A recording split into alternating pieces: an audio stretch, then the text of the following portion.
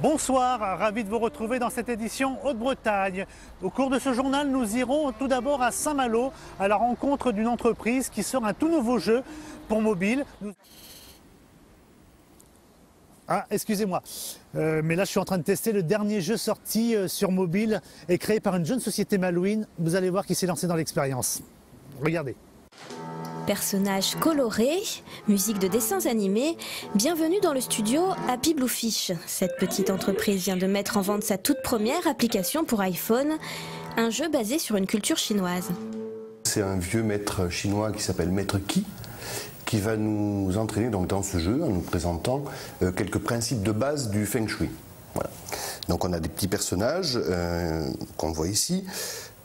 Donc ce sont les 5 éléments du Feng Shui, le feu, la terre, le fer, l'eau et le bois.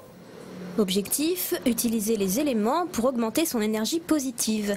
Le jeu a été conçu dans cet appartement au cœur de Saint-Malo. Ici, travaillent 4 personnes dirigées par Dominique Busseau. Cet ancien salarié d'un grand groupe de jeux vidéo a décidé en septembre dernier de lancer son propre studio, un choix motivé par la nouvelle tendance des jeux sur portable. Est arrivé ce qu'on appelle la dématérialisation de la distribution des jeux, c'est-à-dire qu'on peut maintenant acheter un jeu directement sur un téléphone, sur une console de jeu et ne pas aller dans un magasin acheter un jeu en boîte.